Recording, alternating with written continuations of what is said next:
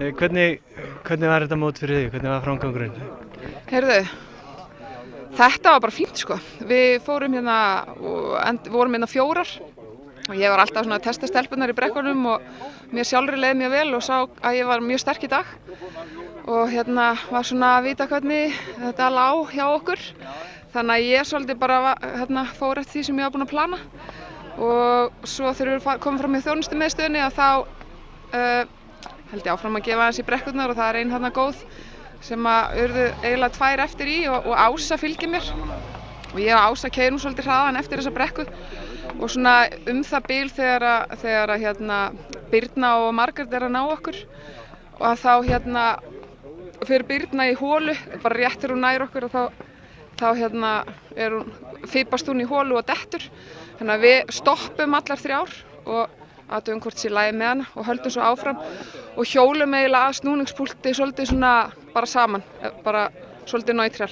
Svo eftir snúningspunktinn þá bara er allt í botn aftur og þá var Margrét eftir í einni brekkunni og svo keyrði ég á Ása svolítið grimmt þannig og svo þegar við erum komin inn í grafningin og þá stend ég upp í einni brekkunni áður en ég kem að 3 þrepa brekkunni og þá verður Ása eftir og þá bara klára þetta og peppa sjálfa mig í restina. Það er ekkert gott að vita af þessari ógeðisnesi öll að brekku hérna í restinum að það er að hafa jákvæða hugsun í hausnum þó maður sé þreyttur. Þannig að þá kláraði ég bara hérna upp. Ása kom svo önnur og Margrét 3.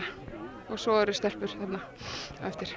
Já, ég ætlaði einmitt að spyrja þig hvernig það er að fara í svona keppni og vita af þessari brekku.